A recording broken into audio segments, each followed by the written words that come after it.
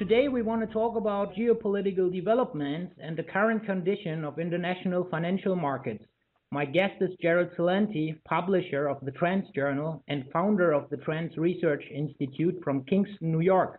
Gerald, I'm very pleased and happy to welcome you again on my Wirtschaftsfacts program. Well, thanks for having me, Roman. Gerald, it's a little more than a year ago since we discussed the early stage of a dissolution of international financial markets. And what's interesting is the fact that back then we had already been discussing possible scenarios of how governments could turn this global financial mess into a war game. In the meantime, we have become witnesses of how the Washington government is destabilizing not only the Ukraine, but also Syria, parts of Northern Africa, and perhaps even parts of the Asian Pacific region.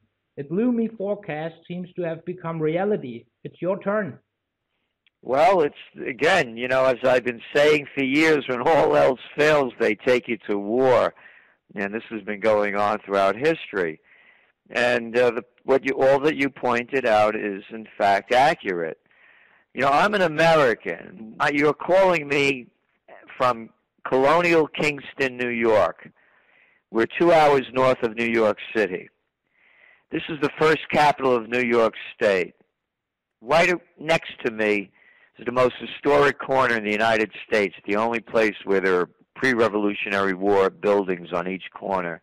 And the 1777 Senate House is right around the other corner.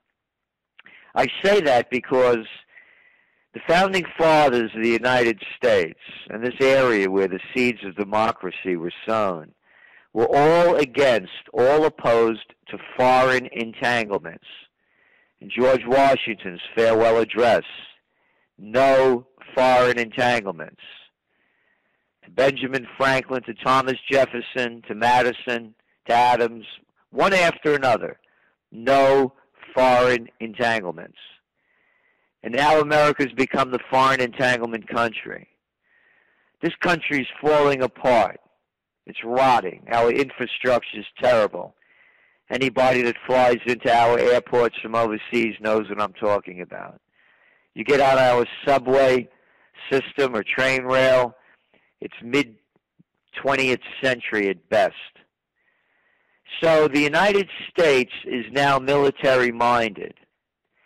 Its pivot to Asia, its AFRICOM core now moving into Africa. As you point out, with Syria and Yemen, drone strikes going on virtually every few weeks. And then Ukraine.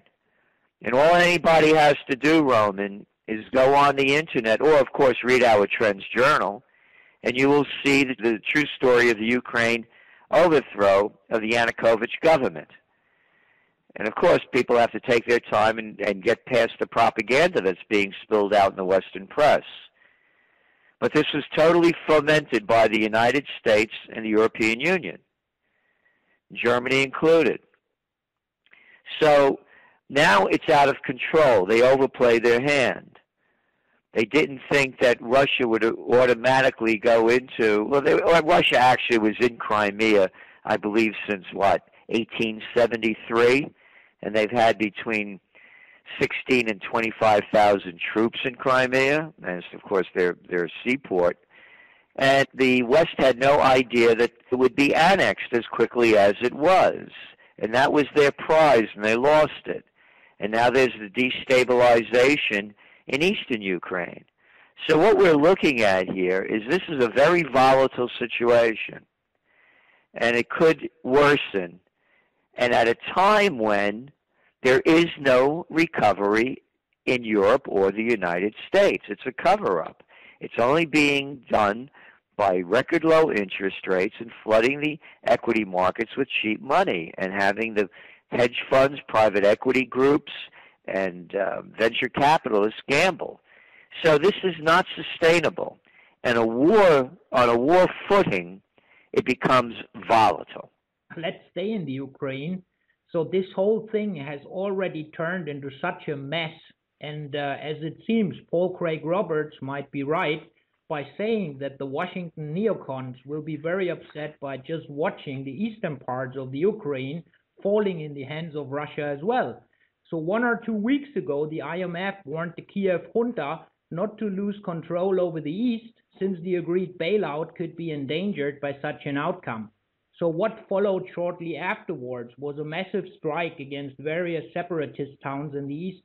So Washington seems to fight very hard not to see $5 billion going down the toilet, which had been invested in a regime change over the last years. Just think in terms of Victoria Nuland and her controversial statement, "Fuck the EU." So I think more escalation can be expected in this region, right? Oh, absolutely. That's what I'm saying. It's out of control. You have a puppet, an illegitimate government in Kiev, and you have a that's totally ineffectual, and you have a civil war, as we had written, by the way. If you go back to our Winter Trends Journal, the cover was Ukraine, and we said it would devolve into a civil war. And it has. It is. The country is breaking up. And again, you know, when you look at the GDP of Ukraine, I think it's like the size of Arkansas or Alabama in the States. You know, it's not an economic powerhouse, but it's a madhouse. And it's also suffering economically long before this situation unfolded. It's been run by corrupt governments since the breakup of the former Soviet Union. So, but what the issue as I see it, it's no one's business. Let them, if they all want to kill each other, that's up to them. If they want to live in peace, that's up to them. Should not be the influence of the West or Russia. They should be left alone to do what they want if, in fact, they're a sovereign nation. And this whole attitude by the Western nations and other nations to dictate how other countries should be managed when they can't manage their own places, it is really something that has to be looked at seriously and stopped immediately. When it's about geopolitics, I often recommend reading Zbigniew Brzezinski's book, The Grand Chessboard, American Primacy and its Geostrategic Imperatives from the early 90s. Didn't he lay out the geopolitical strategy of the United States very clearly after the end of the Cold War? It's like a textbook in terms of current events. Keep rising powers in Eurasia down. Would you agree? Of course. Of course, yeah. And again, you can see what happened with the former Yugoslavia. And it just keeps continuing. Oh, by the way, something of interest. I don't know, Roman, if you're familiar with this, but Joseph Biden's son, Hunter Biden, of course, Biden, the Vice President of the United States, is now working for one of the largest energy companies in Ukraine. They supply 10% of the Ukrainian energy. Yeah, and he's on their board of directors. Yes. And not only him, but also our Secretary of State's stepson, Christopher Hines, his business partner, his name is Archer, he's also involved in this energy company. And when you mention Victoria Nuland, all anyone has to do is go on to YouTube and type in Victoria Nuland, December 13th, 2013, and there she is at the National Press Club in Washington, D.C., telling all of the people in the audience that the future of Ukraine is with Europe, and for Ukraine to follow the path set forth by the International Monetary Fund, and the event is being sponsored by Chevron. Now, how's that for coincidence? And, of course, Chevron has just done a $10 billion fracking deal with Ukraine, and Shell also has done a deal in Poland and ostensibly with Ukraine for $11 billion. And, again, you bring in the vice president's son. This is not even news in the United States. It's not news. The State Department refuses to speak about it, and it's swept under the rug. So that's all this is about when you really get down to the bottom line. There are two issues. One is to continue to weaken Russia, so they have very little defensive capabilities, because if they're surrounded by NATO and the United States, they're locked in. And the second one, of course, it always comes down to the bottom line. Who's going to steal what from whom to make the most amount of money that they can? And that's what a lot of these wars are usually fought over anyway. And again, now we have the proof that the vice president's son is sitting on the board of the largest energy company one of the largest energy companies in the Ukraine. German mass media, so they picked it up, perhaps a little bit different in comparison to the United States, but we closely monitor how the Russians are pushed more and more into the arms of China after the US and the European Union imposed sanctions on the Kremlin and part of its business environment. So a year ago, you told me, don't fight the Russians. You asked me, do you think that the US, their little Arab League, and the Europeans can win against Russia? Voila, now we seem to be on the cusp of such a scenario. Well, yes, exactly what I said a year ago. Thank you for reminding me of that. Look, all you have to do is look at history. I mean, if Napoleon couldn't pull it off, if Hitler couldn't pull it off, do you think that Cameron or Hollande or Obama or Merkel are going to be able to pull it off? You don't fight the Russians. People should get this in their head. They'll eat sunflower seeds and die to the last person defending what they have. You don't poke the bear. And look, if anybody thinks that the United States or its coalition of the willing will be successful fighting Russia, look what's happened in Iraq. They couldn't even win there, and they've destroyed the country and killed over 1 million people. A wonderful time over there in Afghanistan. What have they accomplished other than the military-industrial complex getting rich off the death and destruction of a sovereign nation? So look at Libya, another one, fomented by Sarkozy and Cameron and Obama, and brought other European nations into it. And what have they done? Not only have they destroyed Libya, they've also created destabilization in Mali. You're seeing the problems now, of course, in Nigeria, which is again a corrupt country, but now they've armed their opposition from all of the weaponry that went into their hands following the overthrow of Gaddafi. And Gaddafi kept those people in line. So everything that the West touches when it comes to geopolitics is obvious by the facts it ends in destruction. So Nigeria, I think you mentioned it, it's also one of the big oil producers, so there might be interest as well. But let's come to Europe. So GDP numbers are out for the first quarter and are, of course, unexpectedly weak, coming in at a meager 0.2%. So perhaps they might follow the US and start blaming the weather for such numbers. So one of this morning's headline is referring to IceCap Asset Management, who are saying the only thing booming in Europe is separatist movements, not the economy. Yeah. So I mean, isn't it interesting that even in the financial world, some players are starting to highlight such developments now? Whoever is not blind on both eyes can clearly see where all this might end, isn't it?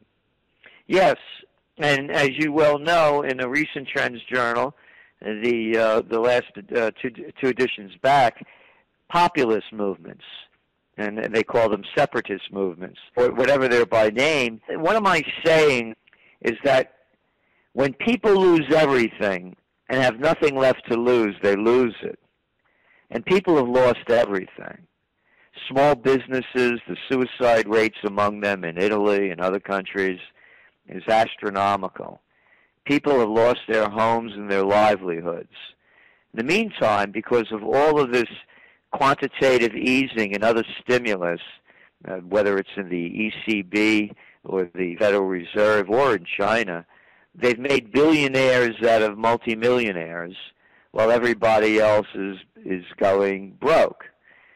So now you're seeing these populist movements, and they're going to continue to spread. They'll continue to demonize, rightly or wrongly, a number of the leaders of these movements. That notwithstanding, it's not going to stop where it's moving to. And I can really see if with the right people running these operations, these movements, I could see a breakup of the euro in decades to come. I mean, it's a real possibility, and a fight for the restoration of nationalism rather than multinationalism. So, things go in cycles, and the multinational globalization cycle has peaked. And I believe that you're going to see more and more of the nationalism cycles where people want to retain and regain their identity. It doesn't mean you're an isolationist. It means that, you want to live your life and let your neighbor live their life.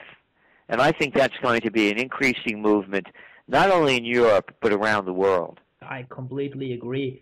So it's not only about the euro, I think, but more and more it becomes a topic in Italy, as you mentioned. The whole country might fall apart.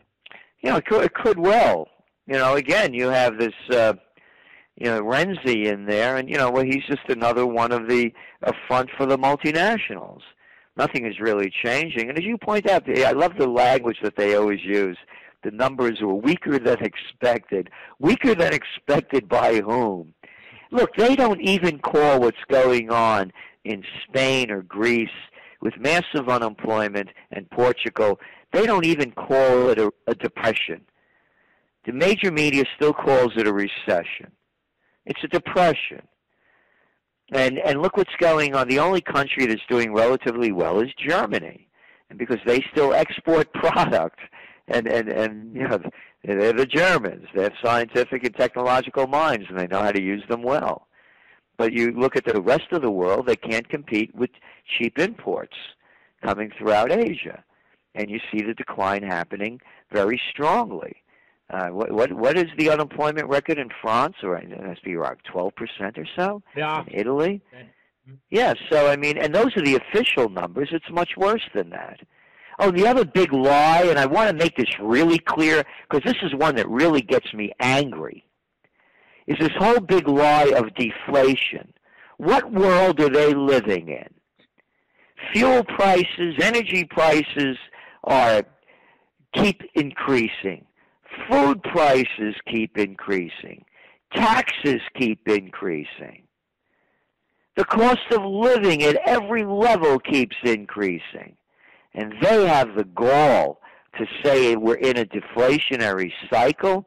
Roman, the reason they're doing this is because they want to keep the cheap money pumping out cheap dough. And so what they're trying to convince the people is that there's no inflation, thus there is no risk by continuing to pump out cheap money and keep interest rates at all-time lows. So, Gerald, the continent is awaiting the European elections. If you ask me, I have a very funny feeling in regard to a possible outcome of these elections. It is not very difficult to imagine the French Front National, the British UKIP, or the Italian Five Star Movement to turn out as strongest parties in the course of the European elections. Wouldn't such a development be very remarkable? At the end of the day, you might have a whole bunch of representatives sitting in the European Parliament who openly oppose the European Union. Yeah, well, what are they looking at? The numbers are about as high as 25%. I think UKIP even higher. Yeah, even higher, huh? So if you had 25%, 30% in the European Union, in Brussels, of people opposed to being there, what a freak show it would really be. It would be, actually it's a freak show now, but now it would go live, because with the opposition there and the turmoil, it could really be a destabilizing factor. And as I said, this could be the beginning of a turnaround back towards sovereignty and more regionalism rather than globalization. So here comes my last question, Gerald. I have recently read you want to launch an own Occupy movement in the US. Can you tell us a little bit more about your plans? Yes, it's called OccupyPeace.us.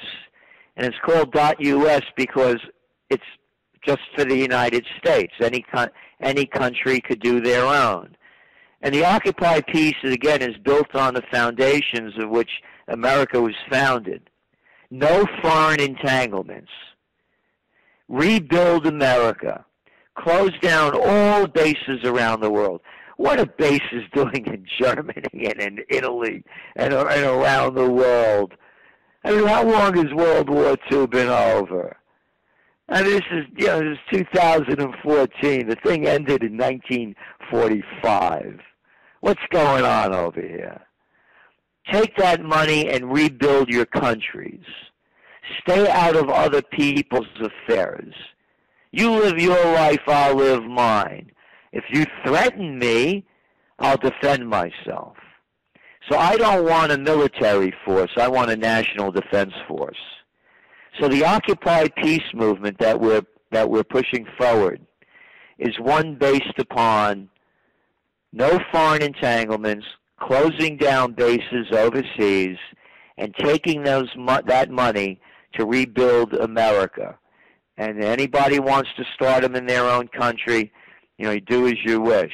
But that's the premise upon which we're moving forward on. But to be successful in rebuilding the country, I think first of all you have to get rid of the neocons and all those warmongers. With the Occupy Peace movement, one of our objectives is to use part of the direct democracy movement that they have in Switzerland, where the people vote, not the representatives telling them what to do.